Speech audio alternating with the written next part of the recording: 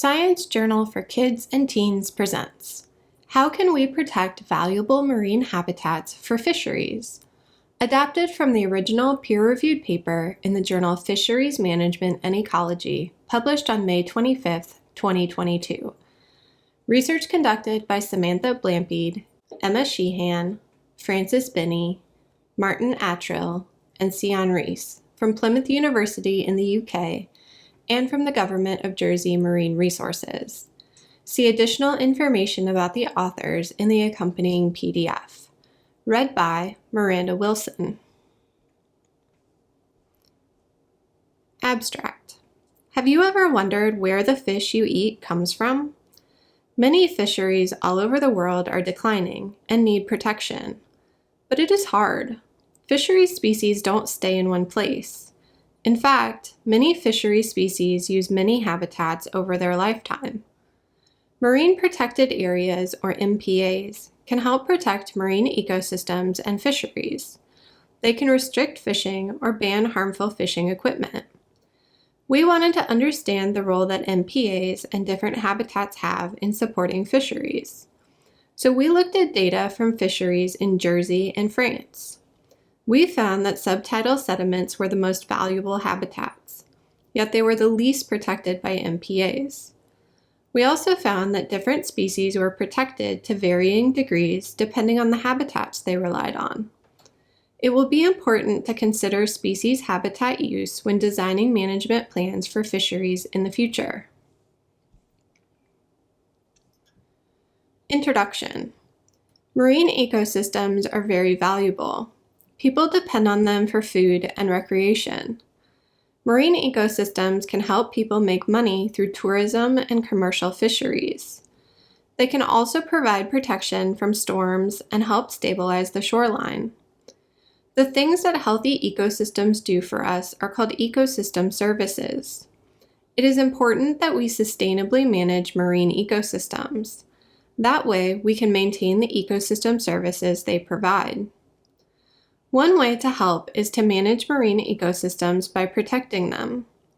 Marine Protected Areas, or MPAs, are places that have rules designed to keep ecosystems healthy. This could be by limiting fishing or banning harmful equipment. These rules often also target certain species or habitats. They help make commercial fisheries more sustainable and ensure that people have food and economic stability. Each MPA has different rules based on local concerns. To make MPAs work, we need to understand the species that live there. Many species use different habitats at different points during their lives. Unfortunately, complete information about habitat use is rarely used when designing MPAs.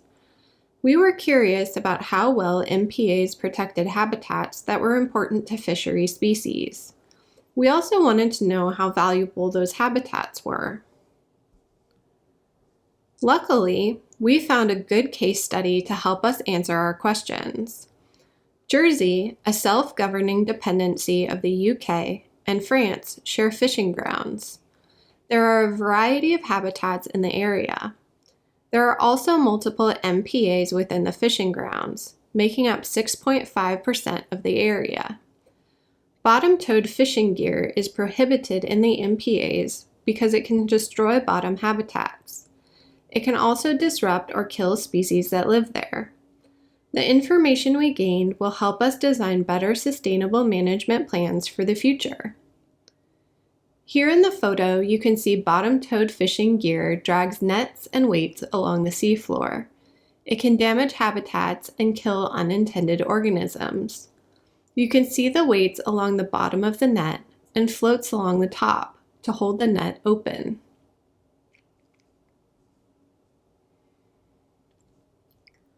Methods. We looked at 4 years of data from fisheries in both Jersey and France. We focused on the 5 most valuable species that were caught. These include lobster, brown crab, spider crab, scallop, and whelk.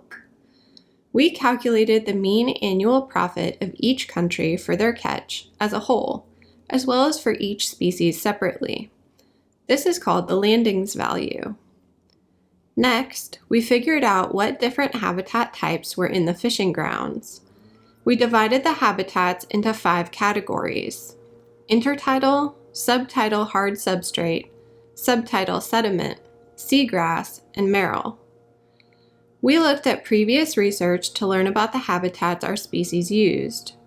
We found information about spawning areas, nursery areas, and feeding areas. Then, we took our landings values for each species and divided it evenly across the habitats that were used. With this information, we calculated 2 things.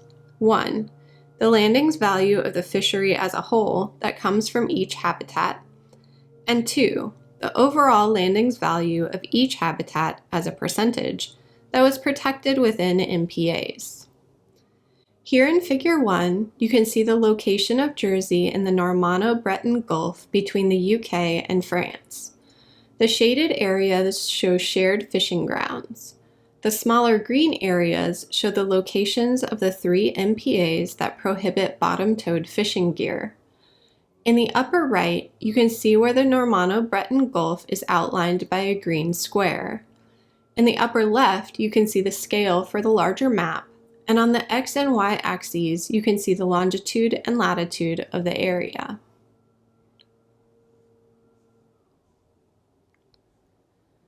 Results. We found that the mean annual landings value for Jersey in France was 14,664,729 pounds, or $18,119,226. Jersey's most valuable fishery species was lobster. In contrast, France's most valuable fishery species were whelk, spider crab, and scallop. We saw that habitat use varied among species, and all habitats were used by multiple species. We found that the subtidal sediment had the highest value, but only 2.73% was protected in MPAs. The seagrass and intertidal areas had the lowest values, yet they were highly protected by MPAs, 97% for seagrass and 88% for intertidal. 42.29% of the landings value for lobsters came from habitats protected by MPAs. In contrast, only 8.75% of the landings value for scallops and 8.8% of the landings value for whelks came from habitats in protected areas. In Figure 2, you can see the landings value for each habitat type in Jersey and France.